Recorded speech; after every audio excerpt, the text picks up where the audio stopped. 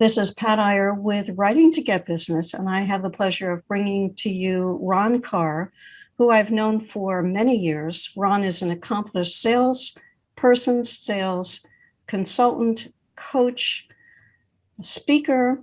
Ron has devoted a good portion of his life to the people in the National Speakers Association. He served on the board of directors for many years and then had the honor of traveling the world as the president.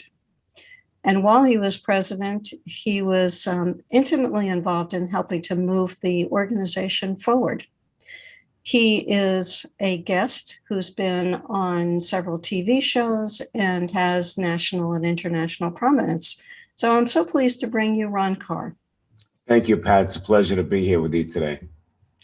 And I wanted to be sure that you know that Ron is a get things done guy. He taught me the expression, I got a guy.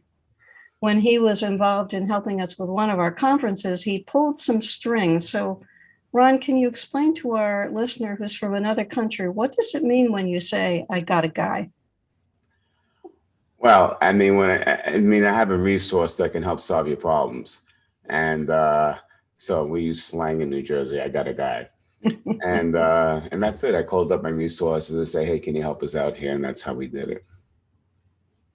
And I'm sure that that concept might be called different things in different countries, but the principle is the same. Sure. In New York, it's yo, I know someone,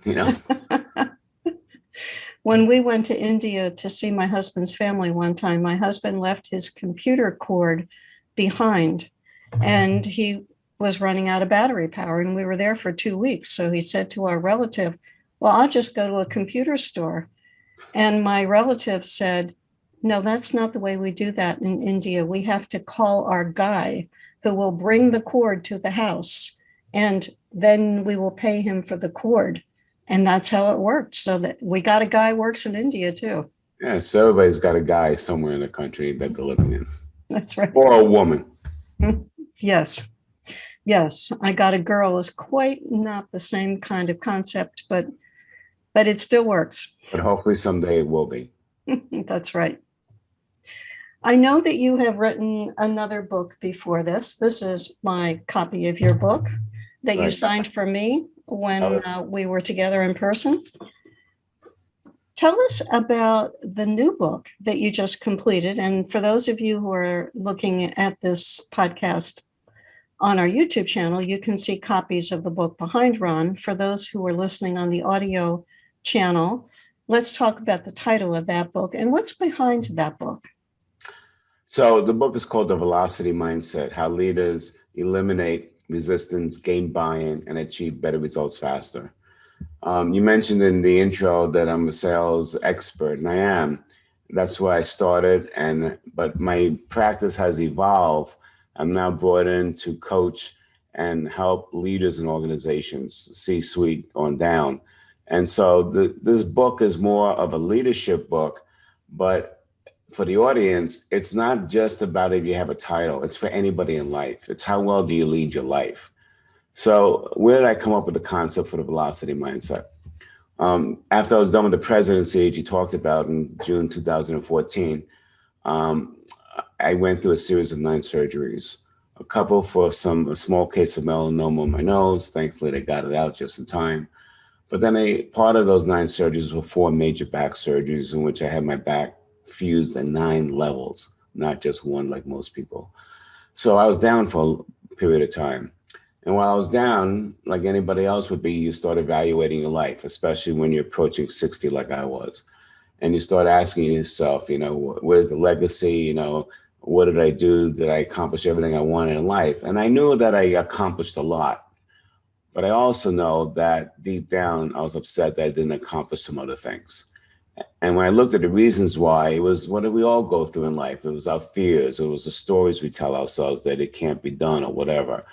And I started saying to myself, what a pity that is, because, when it comes to the end of a time that we measure results, whether it's the end of the year or end of a lifetime, all of us want to have the situation where we have no regrets, where we know we gave it our all. We left it all on the playing field. And so I started gaining a passion for that. And and speed became a big part of it, velocity, because you know my time is running out. I mean, I'm still got another good 20 years on this earth, but still, most of it is gone. So now I don't have the time to take my time if I want to accomplish those things. I really got to get through whatever barriers I had to get there. So that's what my passion is, to help people understand what true velocity is and what are the things that create resistance or drag in your velocity. And for many of those things, it's self-induced. And that's the pity part. It doesn't have to be self-induced. And that's what I want to help people through. Now, Pat, when you hear the word velocity, what's the word that comes to your mind? Speed. Speed, right? That's what most people have. But that is only half the definition. If you look up the physics definition of velocity, it's speed with direction. So all of a sudden, all these ideas started coming to my mind because I started realizing how many times in a year do we have days where we're so busy doing our tasks and we get done. At the end of the day, we're exhausted, but we're asking ourselves, what did we really accomplish? And so what I realized is that people have to be more purpose driven than task driven. All right. And so the purpose is the direction. What is the success that you want to accomplish? What does it look like? Because when you have that clear in your mind, what's going to happen then is that you're going to ask yourself different questions and you're going to take on different tasks to give you the best chance of achieving that success. But yet it's the thoughts and the limitations that stop us. And we go into the book about those things and give tools on how the people can deal with that so that they can move on and accomplish what they want to accomplish. You pointed out some critical things in that explanation. We can be busy all day and yet not accomplish our goals that we are driving ourselves towards, but taking care of all of the minutia. At least that's what happens to me. And I get distracted into things that cause me to spend a lot of time that pulls me away from my goals. Sure. And I think COVID was a big wake-up call for all of us. Oh, yeah. Because it really interrupted all of our lives, and a lot of us started asking, well, what am I really doing? What do I really want to achieve? A lot of people moved out of the New York area. They moved to Florida. They changed their lifestyles. I want to move to Florida. And when COVID hit, my goal was, after I lost a significant amount of money because of the 24/7 care I needed that was not covered. So I wanted to recapture that. So I figured, you know what? I'll write another book and go back on the circuit, and speak for 10 more years. And then when I'm 70, I'll move to Florida. Well, COVID said, well, wait a minute, why can't you move to Florida right now? Everything is disrupted. Everybody's doing things remote. You can do a lot remote if you want to curtail your travel. You can still go do some speeches, but at least you can play golf all year round and start living the lifestyle you want. Why wait? Because COVID taught us we may not have enough time, because there's a Yiddish phrase that says, man plans and God laughs. So you better take advantage of what you can do right now. So when COVID hit, I started saying to myself, oh my God, what am I going to do? My speaking revenue just dried up. I got some consulting, but it's not enough. And a lot of my colleagues and your colleagues were saying, okay, let's go get the virtual presentations. But I realized everybody was not willing to pay for it at that time. People were trying to get their feet wet. They want to do it for half. And I started saying to myself, I don't want to play that game. So what I decided to do is double down on the book. This is the perfect time to write the book. Get it done. So when COVID will be on its way out, which it is now, hopefully, and things start opening up again, you'll be able to launch the book. It'll be perfect timing. So that's why I'm talking about task versus purpose. I could have easily sat there and said, hey, let me make as many calls as I can and hopefully get some business and wind up with not. But I knew a book in our business is really important. It's not just a calling card, but it gives another significance to your expertise, and it gives a different reasons for people to contact you. So that's what I did. I had my 2 consulting retainers. They kept me going. I wrote the book, got it done, and then just as we're about to get ready to publish, and I was ready to move to Florida last September, I signed a lease for November. My intuition played in. I talk about intuition in the book. And I said, well, you got this heart murmur, this valve issue, and it's not going away. It kept getting tighter. Maybe you should look at it because you may not be going to Florida again. So I went to my cardiologist, did an echo. And sure enough, he pulled the fire alarm. And unbeknownst, I had emergency open heart surgery to replace the aorta valve. Mm. So that was another thing that derailed me. But it didn't really derail me because I didn't let it. I went through the process, did what I had to do. And I said, okay, you'll delay your move for a year. In the meantime, what it allowed me to do is actually rewrite the introduction to the book, because the surgeon was so amazing. She actually checked off all the boxes I listed in the book of what leaders need to look at. And so it became a more relevant book. And now we're launching it. So, that's what people have to do. You have to look at the purpose, not just the tasks. And with my healthcare background as a nurse, I think what you're talking about in terms of leadership is critical. It's critical in all industries. It's particularly critical in a highly complex industry like medicine, where there are so many processes that have to be done right in order to accomplish the goal. And I worked for 30 years with medical malpractice attorneys who looked at when things didn't go right, when the processes were not followed, when the outcomes were terrible. Leadership is critical in healthcare. It is. So I was an EMT also, and when we trained for the EMT, you would be in the gym taking a test, and you had all this room to manipulate patients, so you didn't move the back in the wrong way. You could put backboards on and all that. But what they were really doing, and if you missed one little thing, they failed you. But what they were really after was the ABCs, airway, breathing, and circulation. The thing they drilled into us: no matter what you do out there, you must protect the ABCs. If you don't, you lose the patient. And you also must maintain control of the scene and not let the emotion take care of it. Well, now all of a sudden you pull up to an accident, and some people may remember the Volkswagen Beetle, that small little car. Mm-hmm. So let's say it's wrapped around a telephone pole, and and the person's chest is crushed by the steering wheel. Well, guess what? You don't have the room to maneuver somebody like you did in that gym. So sometimes you may have to improvise. But what they taught you was, no matter how you improvise, you better not interrupt the ABCs. And that was a great learning lesson, because that was the purpose. So as people worry about process in the medical field and they need to follow the process, the best way to follow the process is to remind yourself, what is the overall purpose we're after? Because that's what processes are made. They're developed to help you get to an end result. Yeah, the processes are critical. And you also identified being attentive to your resistance. Maybe it's your resistance to follow the process, or the messages that you tell yourself that are self-defeating. Can you explore that for us a little bit more? Sure. So we talk about in the book fears. We talk about the imposter syndrome that even a lot of successful people have. And we talk about the stories. We make stories up as to what happens to us or what people tell us. Some are good stories, some are not that good, great stories. The point is, we create stories. So if someone says something to you, I remember when I was a young kid, I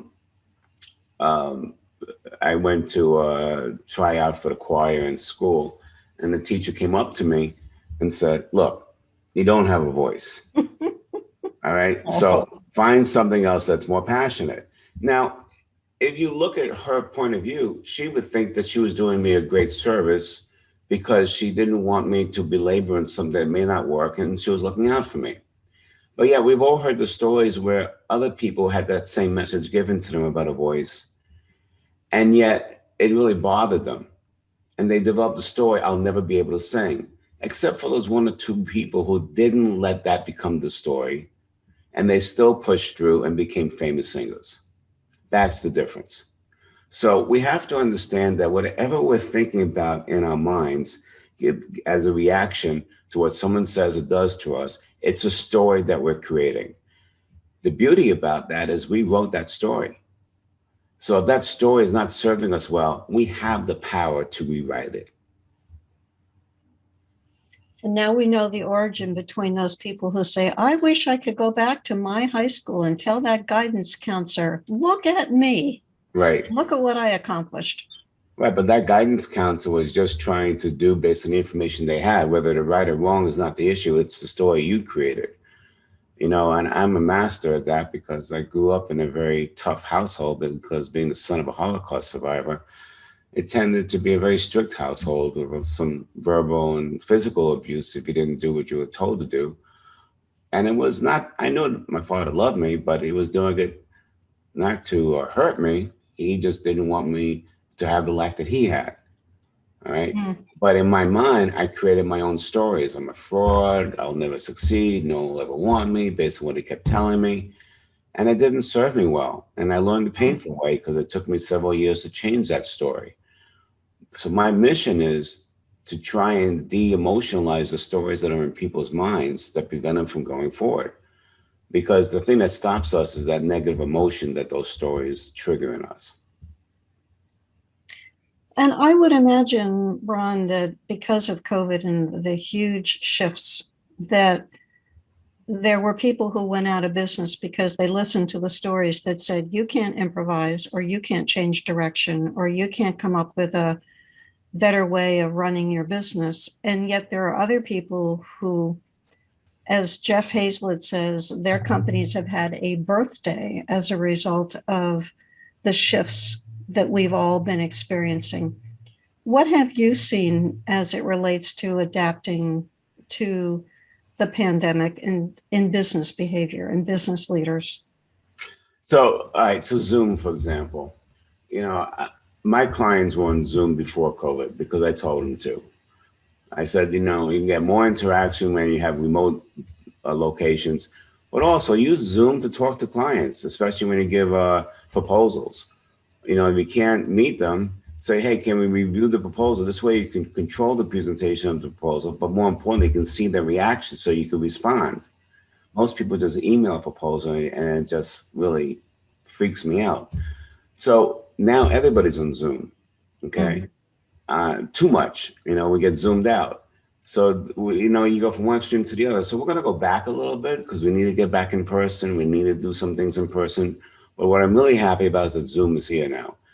What COVID did was it made virtual events or conversations mainstream right now for all of us, which is really cool because now it shouldn't substitute getting together and having creativity, but it can augment what we're doing. So for me, I realized, you know what? I don't have to be on a plane, for 500,000 miles a year. I can do one or two speeches and then, do some really great coaching and consulting remotely and then still go out in the afternoon and play golf. So that's what Mhm. all of us are doing. And that's, by the way, what companies are facing with right now. Because a lot of people are saying that to themselves. Why do I have to go back to the office? And they're struggling how to get people in the office. And you're hearing about these hybrids. We want people in at least 2 days a week. And we'll do a mix and match. And you got some executives like Jamie Dimon, who's the CEO of JP Morgan, who says, no, they are coming back to the office because we need that creativity. So I think still people are fighting their way through this thing, and eventually the water level will, level off. But at the end of the day, we found that there's new ways of doing things, and that what COVID did was it opened up all of our eyes. Now the question is how you're going to simulate it into your life so it supports your overall purpose, not that it's just a task. I think about this when I'm living in New Jersey and I drive past these big office buildings in the central part of the state. And I think how many of them are empty shells, and what a bad time it would be to own office buildings and count on all the rent coming in from the corporations who've said exactly what you said, Ron. Why do we need to rent buildings and pay for all of that when our people are being productive and in some ways much happier working at home? Well, so I believe in the productivity and being happier, but I don't believe it's the full productivity. I still believe that there's a value of being together and Mm. creativity. Whenever you have conversations, um, when two people get together and share ideas, a third idea comes that would never have happened from that. You kind of limit it a little bit when you do virtual. So my point is, yes, virtual should stay, but it can't be the new norm. You still got to get in face to face because there's a different energy there. So I think what's going to happen with the office buildings, while we're saying it's the empty shells, which they are, There might be new strategies that companies are going to be looking for. Maybe they'll take less space. Maybe they're going to go more to a hybrid space where people, instead of someone having their own office, it's going to be one big room that will be like a bullpen. So everybody has a desk. When they do come in, they got someplace to go. Things will change. I don't know exactly how it's going to look like, but things will change to some degree. And that's what happens in life. There's always a upending, and then we get used to it, and then we deal with it, and then we move on. That's life. It makes me think about that definition of change, which is probably related to velocity. When you look at the current that goes through a river, we are in that river all the time. Maybe we're not always aware of the motion, but we're continually changing and adapting and being exposed to new situations and new conditions. Yes, the example I give is the pilot. So, a pilot starts with the end in sight. If you went to Newark Airport, they get on a plane, you ask the pilot where we're going. He says, I have no clue. You're not going to stay on that plane. Pilot knows where you're going to go. You're going to go to Fort Myers, okay, let's say. Right. So he has Fort Myers as the end result. He starts with the destination, which we tell people. And then he works his way backward to feel what are the key waypoints that he has to hit to get there. And what are the obstacles, meaning the winds, the storms that he has to go around. So eventually he gets there. That's what life is about. We have to know where the purpose is that we want to get to. And it has to be, we talk about in the book about the clean piece of paper. Because when we ask people to say, what's your destiny? What's your true destination? Many times they just create one based on what they know happened in the past, based on their biases and experiences. When that happens, all you're doing is recreating the past. When I'm talking about clean piece of paper, forget about what happened in the past, because you got a lot of stories attached to that. You got a lot of beliefs that are not necessarily true. I want your passion to come out. What do you really want to accomplish? We did this, one of my greatest success stories when I was coaching a C-suite team. They were a multinational chemical manufacturer, and they developed a new reagent that cut in half the cost of mining copper. And when they came out, a lot of copper mines in the 80s were going bankrupt, and they started using this product, and it saved them. So when you come out with a new idea, service, product, and it works, your sales go like this. But then what happens? Competition sees that you're making money. So they re-engineer, come out with their offering, not as good. They put price pressure on, you lose market share. So when they got a hold of me, their market share went down to 60%. And one of their biggest customers, the biggest player in the world, all their mines were up for bid. So they brought me in to help them strategize. And the first question I asked them, take out a clean piece of paper. What do you want as a result of my intervention? Now, in that industry, they always bought a bid, 3-year contract, lowest price. Their answer, we want to win the bid. That's based on their biases and experience of how things are done. I said, no, that's not the question. If you can really get the destination you truly want, what would it be? And their passion came out. Why do we have to bid? We started this business, we saved them. So what do you want? We want a 10-year agreement for the life of the patents. I said, good. How do you want it? Negotiated for value, not a bid. Okay, great. And how much? You got 25% of the demand, 75%. So I repeated what they said. You want a 10-year negotiated deal for 75% of their business, which never happens in that industry. And I looked at them and I said, you can do this if you want. It just takes a different set of actions than going for a bid. And then they asked me the question, how do we do it? And I said, I had no clue. And they looked at me and said, are you nuts? I said, no, listen to me. We have to go through the process. I know in my heart of hearts, I'm going to get you close to that. Whether or not we get to that exact spot, I can't tell you that. But from what I see you're doing and not doing, we got a lot of room to work. And eventually we changed their position with that account. And in 18 months, they secured a 10-year negotiated deal with 75% of that demand. That was unheard of in the industry because they didn't let their past biases and experiences and stories get in the way as to what they think they could and could not do. And that brings us full circle to the title of your book and the subtitle, right? Yes. Can you share with our viewer again the name Sure. of your book and how they can get a copy of the book and how they can find out more about you and the services that you offer? Sure. So the best way the book title is The Velocity Mindset, How Leaders Eliminate Resistance, gain buy-in, and achieve better results faster. Is it just for people with management titles? No, it's for anybody. Because, well, the way I signed the book is live and lead life with the velocity mindset. A way they can find more information, they simply can go to velocitymindset.com. They'll find more information about the book. There's a couple of goodies up there, a free chapter if they want. They can also do a leadership assessment tool. And then that page, velocitymindset.com, is part of ronkarr.com if they want to see the overall services that we can offer them. Thank you, Ron. I appreciate that. My pleasure. And thank you to you who's been watching this podcast or listening to it on our audio channels. Be sure to tell a couple of people about Writing to Get Business, our podcast in which we interview authors who have written books strategically to open up new opportunities for them in their businesses and in their lives. Hi, this is Pat Iyer with Writing to Get Business, and I have just finished talking with John Morris about his book, The Battles We All Face. His book is fresh, ready to release even as we speak. He's waiting for his first copies to come into his home. John, can you give our viewer or our listener a quick overview about what we covered in your podcast? And I know that they're going to want to listen to it. Absolutely, Pat. We covered so much. I mean, we covered my story from artist to author, how I wanted to develop a very, very different style of book that had more of a creative flair to it as well. Also, how that developed and led into a brand new branch of our business that's helping literally countless people all over the world, and into a podcast as well with some really big guests from all around the world. And we covered so much more that's on that show.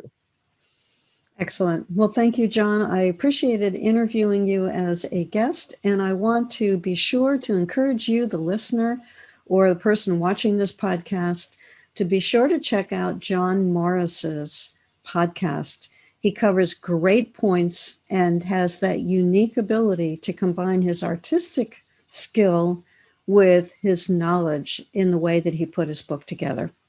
Be sure to catch John Morris. Thank you so much.